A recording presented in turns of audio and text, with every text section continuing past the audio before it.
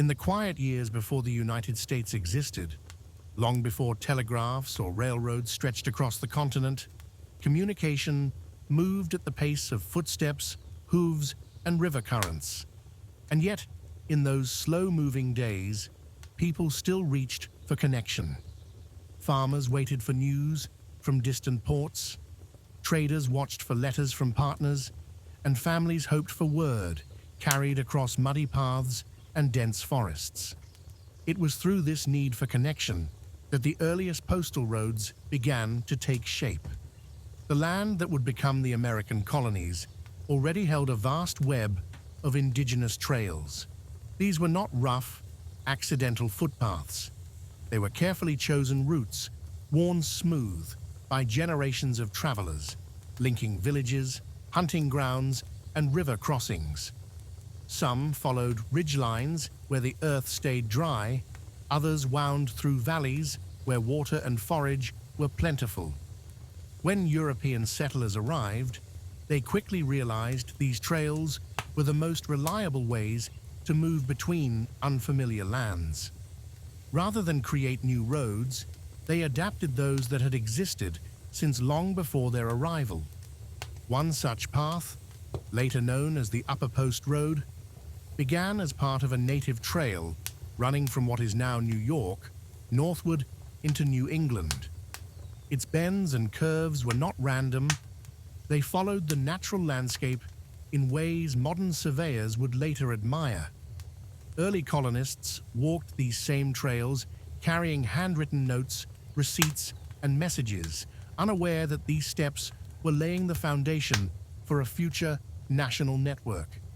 As towns grew and communication demands increased, informal messengers became essential. A traveler heading toward another settlement might be asked to deliver a letter tucked safely into a coat pocket. These were simple favors at first, but words spread. This person is heading west, that person toward the coast. Soon, letter carrying became a quiet but constant flow across the colonies. No single individual was in charge of the system. It simply grew because people needed it to. By the mid-1600s, colonial governments recognized the need for something more dependable. Massachusetts established one of the earliest organized routes in 1639, setting up an official place in Boston where letters could be left or collected. Similar efforts appeared in Connecticut, Virginia, and other colonies. Still, the system was fragile. A heavy rain could wash out a river crossing. Winter storms could close a critical pass. Mail could be delayed for days, sometimes weeks, by nothing more than the natural rhythms of the land. Yet the movement of letters continued. Travelers who carried mail were not always professionals. Some were merchants delivering their own communications. Others were riders hired for a single journey. But their presence was a steady thread across the landscape. Villagers heard hoofbeats on the road and paused, knowing that news, good or bad, might be traveling with that sound. In 1691, an important shift occurred. The English crown granted a postal patent to Thomas Neal, giving him the authority to establish a structured postal system across the colonies. While Neal himself never set foot in America, his appointees did. One of them, Andrew Hamilton, set about creating a more organized network. He established regular routes, scheduled riders, and standardized postage rates. It was an early step toward transforming scattered trails into dependable arteries of communication. These riders traveled on narrow paths that barely resembled modern roads. In many places, the road was simply the forest floor, brushed clear of branches. In others, it was a strip of hardened earth, just wide enough for a single horse. Rivers had to be crossed by ferry or by carefully chosen fords. Thick mud could swallow a horse's hooves, and sudden storms could turn gentle creeks into dangerous obstacles. Still, the riders pressed on. They needed no grand stations or official uniforms. What defined them was their reliability. They were trusted because they went where they said they would go, following routes that had existed for centuries, but were only now shifting into something more formal. Some carried small leather mailbags slung over their shoulders, while others tucked letters inside saddlebags, protected from the elements with waxed cloth. As the 1700s approached, the colonies grew more interconnected. Roads improved, towns expanded, and the demand for regular communication increased. It was during this time that one of the most influential figures in the history of American mail emerged, Benjamin Franklin. Appointed Deputy Postmaster General for the colonies in 1753, Franklin understood that information was power and that speed mattered. But Franklin's improvements did not come from lofty proclamations. Instead, he climbed into a carriage and personally traveled the roads himself. He measured distances, timed deliveries, and inspected conditions. If a rider could travel between 2 points faster by adjusting the route, Franklin made the change.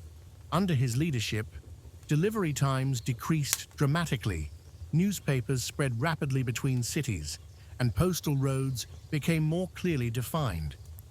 By the time Franklin finished his surveys, the colonies were connected by a system that, while still modest, was remarkably efficient for its time. Letters could travel from Philadelphia to Boston in half the time it once required. Routes were marked more clearly. Staging inns were recognized as official exchange points, and the idea of a truly organized postal road network became something concrete. And yet, even with these advancements, the journey remained serene, slow, and deeply tied to the natural world.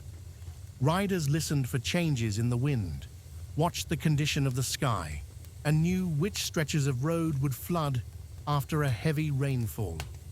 Travelers shared quiet conversations with innkeepers who kept the fire warm for weary messengers arriving after nightfall. Every route, every mile, every letter carried was part of a larger, gradually forming picture of connection. As tensions rose leading into the American Revolution, the postal system found itself in a unique position. People relied on it more than ever. Merchants tracked shipments. Families awaited updates from distant relatives, and political ideas, spread through printed pamphlets, carried along these same worn roads. And quietly, beneath the larger events unfolding, the postal riders continued to move, linking colony to colony as they always had. As the colonies edged closer to open conflict with Britain, communication became both more vital and more dangerous. The postal riders, who once carried routine letters, now found themselves transporting sensitive messages, political writings, and news that could influence the growing unrest. Although the official royal postal system still operated, many colonists began creating parallel channels, relying on trusted riders and local networks that bypassed government oversight. In 1775, just months before the signing of the Declaration of Independence, the Continental Congress appointed Benjamin Franklin as the first Postmaster General of what would become the United States. With the same practical mindset that guided his earlier surveys, Franklin helped establish a system that could survive the turmoil of war. Riders were hired for their discretion and reliability, and new routes were laid out with attention to safety and speed. Mail often traveled at night, moving quietly through forests and across fields, slipping between patrols and avoiding detection. The roads themselves told the story of the young nation's uncertainty. Some were wide enough for a carriage, while others narrowed to little more than a footpath. Wooden bridges creaked when crossed, and ferries drifted across rivers powered only by current and long poles. Many postal riders memorized every bend and rise along their routes, not just to navigate efficiently, but to sense when danger might be near. A broken twig, a distant hoofbeat, or the sudden hush of birds could signal the presence of scouts or soldiers. Despite the risks, messages made their way across the landscape. News of battles, requests for supplies, letters from soldiers, and the growing chorus of ideas about liberty and independence. These early postal roads helped sustain a sense of connection across the colonies, allowing a dispersed people to imagine themselves as part of a single, struggling nation. When the war ended and a new government began to take shape, the United States faced a vast challenge. Its territory stretched far beyond the old colonial boundaries, and the population grew rapidly westward. Settlers moved into the Ohio Valley, the Great Lakes region, and the expanding frontiers of Kentucky and Tennessee. But communication lagged behind. A letter could take weeks to reach a distant settlement, carried by a rider following crude paths that dipped through wilderness where few towns yet existed. Recognizing the importance of a reliable communication network, Congress passed legislation in the 1790s to strengthen and expand the postal system. New post offices appeared in small but growing communities, often located in general stores or taverns where people naturally gathered. For many frontier towns, the arrival of a post office was a milestone, evidence that their isolated settlement was becoming part of something larger. The postal roads also shaped daily life. In many communities, residents gathered at the inn or store on specific days when the rider was expected. They lingered by the doorway, listening for distant hoofbeats, aware that the sound meant news from the world beyond the horizon. The rider's arrival brought letters wrapped in wax seals, newspapers printed days earlier but still eagerly awaited, and the occasional package that had survived mud, rain, and miles of rough terrain. Stagecoaches soon became a common sight on the more established routes. With teams of horses, reinforced wheels, and skilled drivers, these coaches carried both passengers and mail, stopping at way stations where fresh horses awaited. The rhythm of travel became predictable enough that some roads developed reputations. Certain stretches were smooth and comfortable, while others were known for deep ruts, thick dust, or punishing winter winds. Among the most important of these routes was the Boston Post Road, an essential link between New York and Boston. Following portions of ancient indigenous trails, the road passed through rolling farmland, coastal towns, and quiet forests. Riders who traveled this route knew every mile intimately. They recognized where fog clung to low marshes at dawn, where the wind whistled sharply through narrow passes, and where the road curved gently around outcrops of granite. Over time, milestones were placed along the route, offering reassurance to travelers and giving a sense of structure to the long journey. The postal network did more than move letters. It moved ideas. Newspapers printed in Philadelphia could spread across the new nation within days.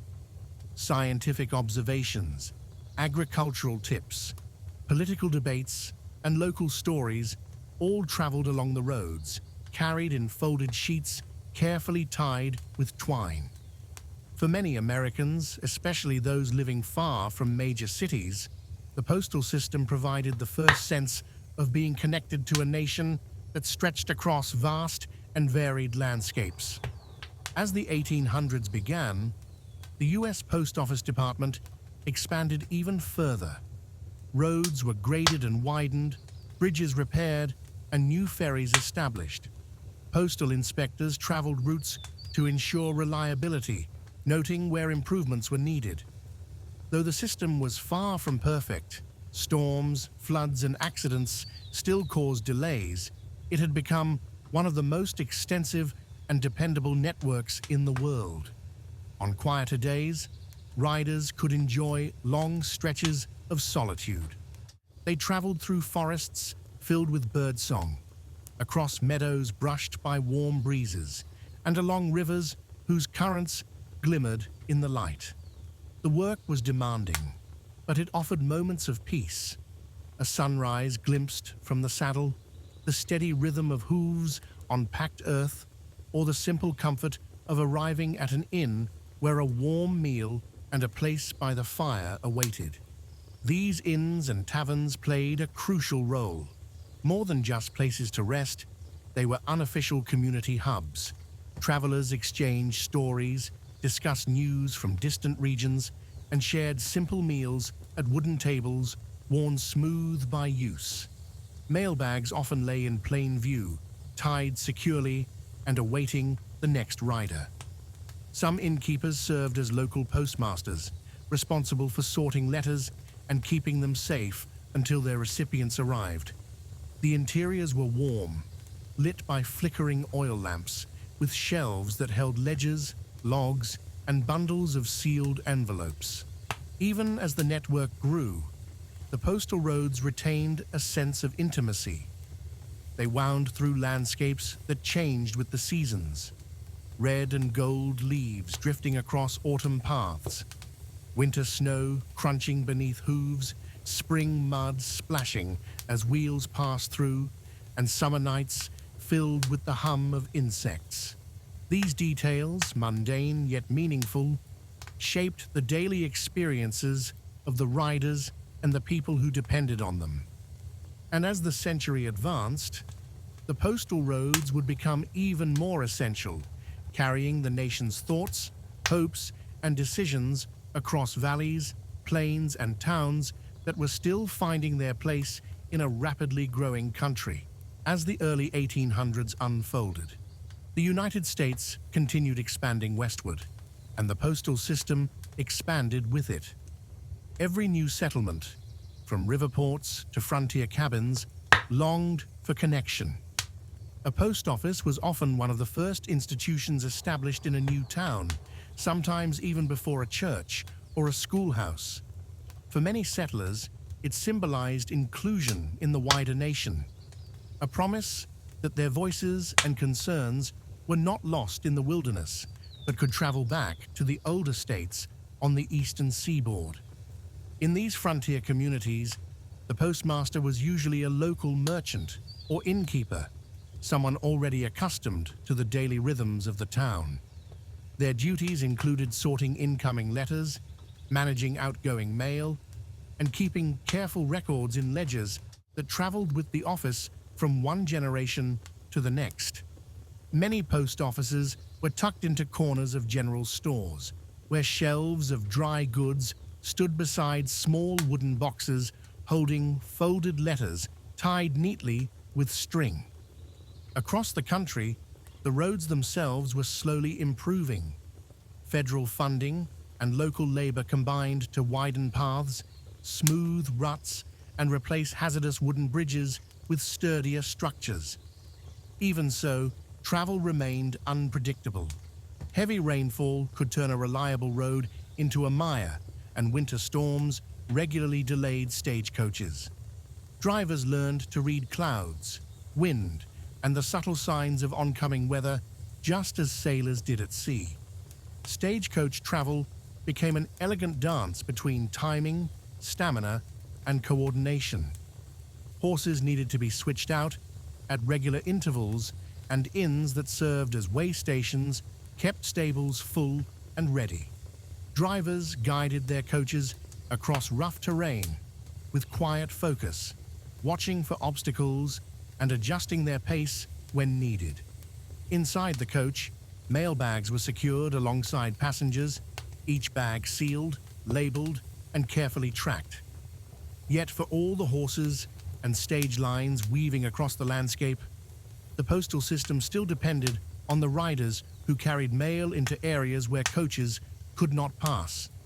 These men traveled narrow trails along cliffs, crossed streams without bridges, and navigated dense woods with a practiced familiarity. Their mounts were chosen for endurance rather than elegance, and both horse and rider often returned from journeys covered in dust, mud, or the frost of early morning rides. The growing importance of newspapers added new urgency to the postal network. In a country still shaping its identity, newspapers carried more than headlines. They carried the shared conversations of the young republic. Editors debated policies, printed letters from readers, and reported on events across the states and territories. Because newspapers traveled by post, the government subsidized their distribution, ensuring that ideas reached even the most rural communities. A settler living far from any major city could still sit by the fireside and read news printed hundreds of miles away. This flow of information had a profound effect on American society. Farmers in Pennsylvania could follow debates taking place in Congress. Merchants in New Orleans could read about shipping markets in Boston. Communities that might otherwise have remained isolated were drawn into a national dialogue that helped shape the country's evolving identity. As more people moved westward, surveyors and engineers were sent to map new regions and determine practical routes for future postal roads. Their journals describe long days spent measuring distances, studying flood patterns, and identifying the best crossings over rivers. Many of these early roads followed buffalo trails or the paths of migrating animals, routes chosen not by humans, but by centuries of instinctive travel across the land. Despite the expanding system, life on the postal roads remained calm and unhurried. Riders kept steady paces, stopping only to water their horses or repair worn tack. At night, the world transformed around them. Lanterns flickered from the windows of distant cabins. The rustling of leaves replaced the sounds of daytime travel.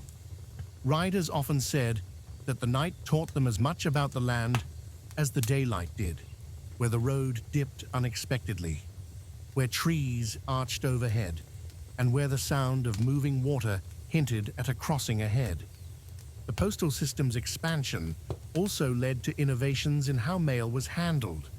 New sorting methods were developed for busier offices, and standardized bags and seals made tracking more reliable.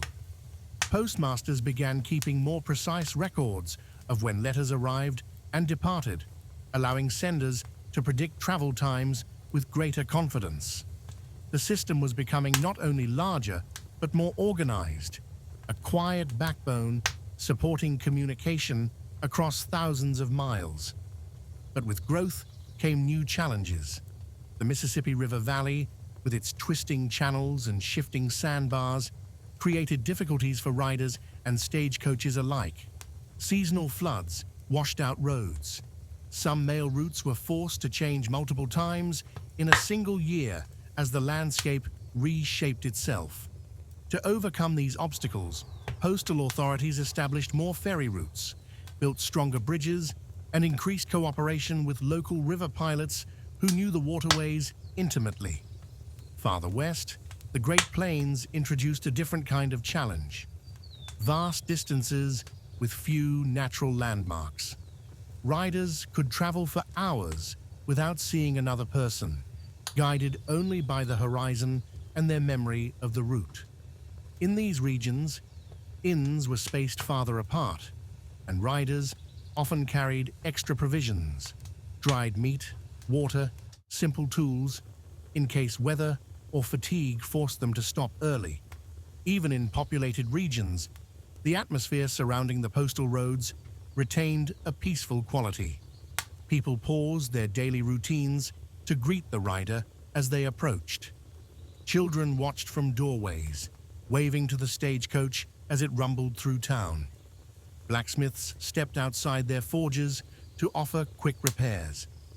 These small interactions formed a quiet relationship between the nation's communication system and the people who relied on it.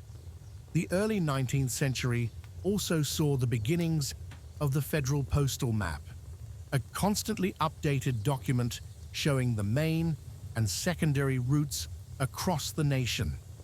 Postmasters and riders often consulted these maps, tracing lines that represented journeys they themselves had made many times.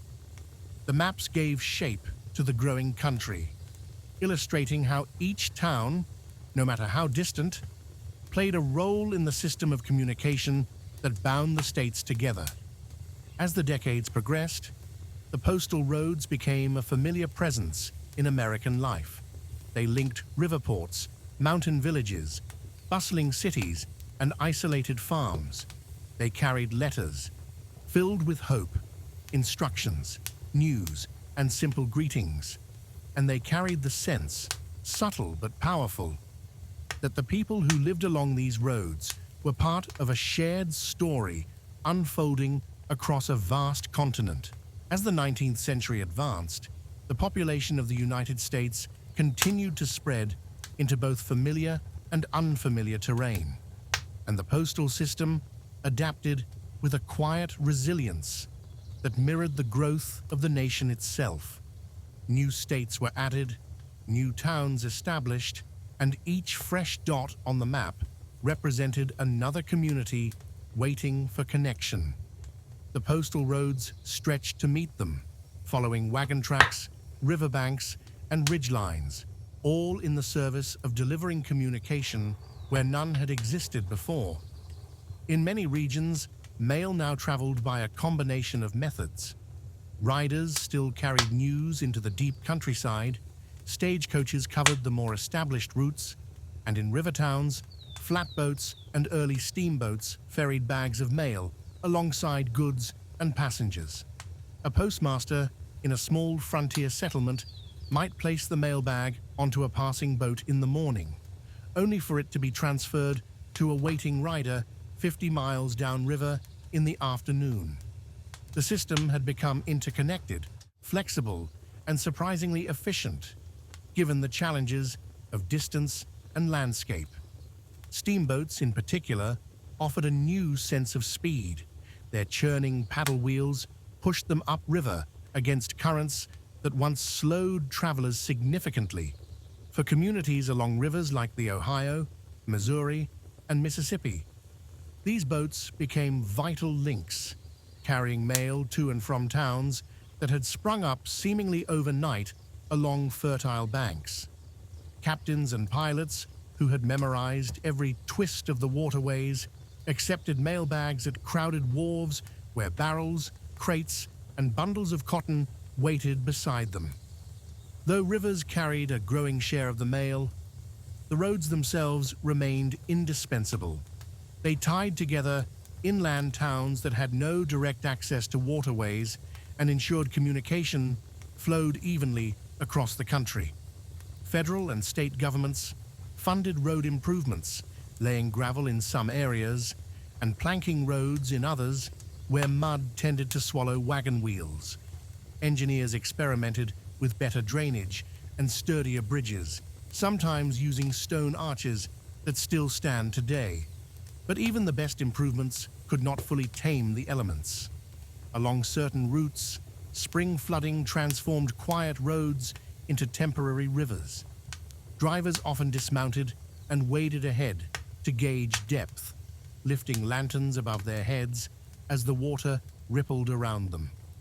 In winter, snowdrifts blocked passes and forced riders to find detours. Some carried leather snowshoes strapped to their saddles, ready for conditions that allowed neither horse nor wheel to pass easily. Despite these hardships, many riders and drivers cherished their work. They described the landscape from memory with remarkable clarity. The way morning mist rose from low fields, the crunch of frost on wooden bridges, and the distant glow of lanterns marking an inn after a long day's travel. Their journals spoke of foxes darting across the path, migrating birds overhead, and the shifting colors of the sky that guided them as reliably as any signpost. The inns and taverns that lined postal roads remained central to the system. These establishments often served as more than rest stops. They were meeting places where local residents gathered to learn the latest news. A rider's arrival became an anticipated moment, and even travelers who had no mail waiting found comfort in the familiar rhythm of the postal schedule. Inside the inns, fireplaces crackled, iron pots simmered, and wooden tables bore the marks of countless meals shared by strangers and neighbors alike. At night, the atmosphere quieted even further. Horses rested in their stalls, mailbags lay safely stored near the hearth, and the low murmur of conversation filled the room as travelers discussed weather, crops, or distant events. These inns formed a patchwork of small, warm spaces across thousands of miles, oases along the slow but steady arteries of communication. By the 1820s and 1830s, the federal postal system had become one of the largest civilian operations in the country. New routes were authorized each year, and Congress invested heavily in expanding the network westward. Maps grew more detailed, showing not only major roads, but the intricate secondary paths that connected remote farmsteads and crossroads communities. Many of these maps were updated annually, capturing the nation's growth almost in real time. For settlers living far from major cities, the postal road was a lifeline. It brought them newspapers filled with stories about scientific discoveries, distant election results, maritime markets, and the quiet happenings in towns they might never see. Letters carried advice from relatives, updates on family health, and notes of encouragement sent across hundreds of miles. In an era before telephones, these letters were often read and reread many times, each word treasured. As the country expanded into the interior, surveyors played a crucial role in determining where new postal roads would run. They walked or rode through forests, across prairies, and along mountain ridges, measuring distances with chains and compasses. Their notes described the character of the land, noting where rivers could be crossed, where soil remained firm after rain, and where a future road might best serve growing populations. Often, their boots wore deep impressions into grasslands where roads would later be cut. Not all postal routes were created equal in terms of difficulty. In the Appalachian Mountains, riders navigated steep, winding paths that tested both horse and rider. Sharp switchbacks, narrow ledges, and sudden changes in elevation required careful attention. In contrast, the flat expanses of the Midwest offered long, straight stretches of road where riders could maintain a steady pace for hours, though sudden storms or harsh winter winds made those journeys no easier. Throughout this era, the symbol of the postal rider remained iconic, a lone figure guiding a horse along a dusty path, a small leather bag secured at their side, carrying messages meant to bridge the gaps between communities. These riders represented both the independence and interdependence of early American life. They worked alone much of the time, yet their efforts connected millions of people who relied on them. The postal system also encouraged the growth of regional identities. Certain routes became known for their challenges or their beauty. Towns along busy postal roads developed reputations for hospitality, while those along remote routes became known for their resilience. Through the steady movement of mail, people learned not just about national events, but about the character of far-off places, what crops grew best there, what winters were like, and how communities celebrated or mourned. Even as signs of modernization appeared, better roads, sturdier bridges, and the increasing use of stage lines, the atmosphere of the postal roads remained deeply tied to the natural world. Travelers timed their departures with the rising sun, listened for changes in the wind, and paused to observe rivers whose levels determined the reliability of the journey. The routes adapted constantly, bending with the seasons, the weather, and the evolving needs of the people. By the mid-19th century, The postal road network had reached an impressive scale. It wound through valleys, across plains, into deep forests, and along the foothills of distant mountain ranges. Mail traveled by horse, by coach, by riverboat, and by foot when necessary. And though newer technologies loomed on the horizon, the humble postal roads remained the backbone of communication across a vast and growing country. As the 19th century moved toward its midpoint, the postal roads of the United States reached their fullest expression. Quiet, persistent links stretching across a landscape that was changing almost daily. New technologies were emerging. Whispers of the telegraph were beginning to circulate, and railroads were starting to push outward from the eastern cities. But for millions of Americans, life still revolved around the familiar rhythm of the post rider's arrival, the rumble of a stagecoach on the road, or the sound of a steamboat whistle along a riverbank. Even as railroads began to appear, they did not immediately replace the postal roads. Instead, they settled into a complementary relationship. The early rail lines were short and scattered, connecting only major cities or industrial centers. To reach the smaller towns and farms that made up most of the country, the postal service still relied heavily on the well-traveled roads that had carried mail for generations. Trains delivered mail bags to depots, where riders or stage drivers waited to carry them onward across the countryside. But at their heart, the postal roads were not defined by technology. They were defined by people. The riders who rose before dawn, the postmasters who sorted letters by lamplight, the travelers who paused at inns to share a warm meal and exchange stories, and the families who waited patiently for news from loved ones far away. On the quietest stretches of road, riders often described the feeling of moving through a vast, nearly unbroken landscape. The soft clatter of hooves echoed against distant hills. Tall grass swayed in the breeze, brushing against the roadside. Birds circled high overhead, riding invisible currents of warm air. These were moments of solitude, where the land felt timeless and the miles seemed to float beneath the horse's steady gait. In towns, the atmosphere was different, gentle but vibrant. When the rider arrived, people gathered around with a mixture of curiosity and anticipation. Some came to collect letters. Others simply wanted to hear what news had traveled with the mailbag.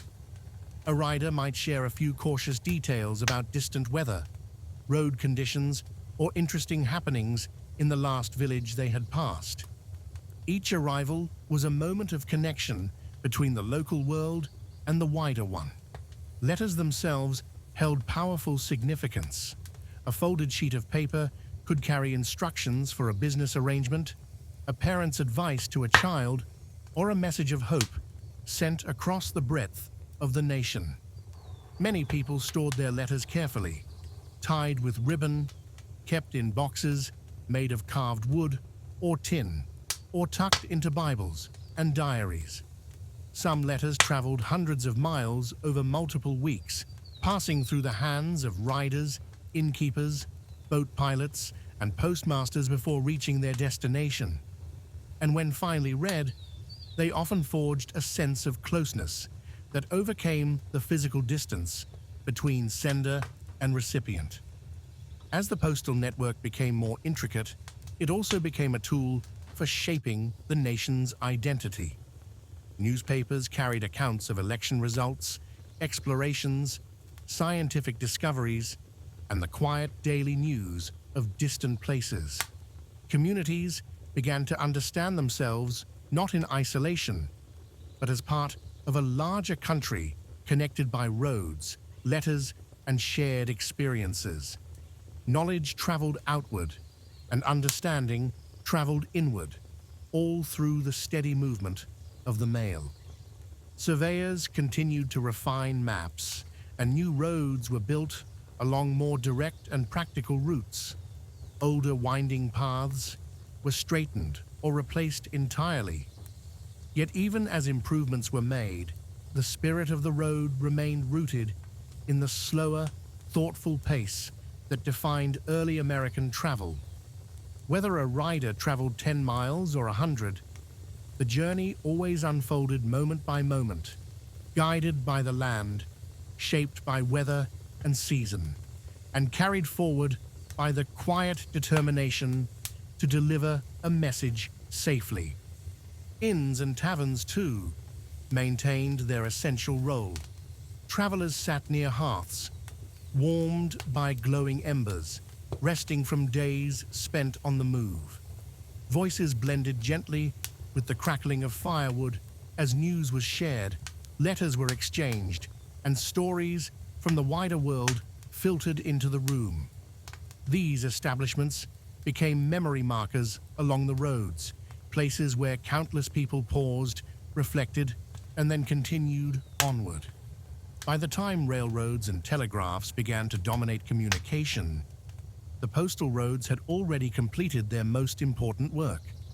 They had shaped the early United States, carrying the thoughts, hopes, and daily concerns of millions. They had drawn distant communities together, allowing ideas to travel freely across forests, plains, mountains, and rivers. They had built habits of communication that would later support new technologies as they emerged. And even as those technologies transformed speed and distance, the old postal roads remained quietly present. Some evolved into modern highways, others became local country lanes, and some faded back into the land, leaving only faint traces of their existence, sunken lines in the forest floor, forgotten bridge foundations along streams, or the worn thresholds of inns where riders once rested. Yet their legacy endures. Every modern letter, every message sent across the world, follows a tradition that began with these early roads, a tradition built not on haste, but on reliability, not on noise, but on calm determination. The postal roads of early America formed a network that carried more than mail. They carried connection, continuity, and the growing sense that the American landscape, vast and varied as it was, could be woven together by people committed to reaching one another. In the end, the story of the early postal roads is a story of quiet persistence. It is a reminder of how a nation found its voice not through sudden leaps, but through steady, rhythmic movement along paths that had existed long before the United States itself. And even now, as communication has become nearly instantaneous, the gentle spirit of those old roads lingers in the background, an invisible thread connecting past to present and people to one another across time and distance.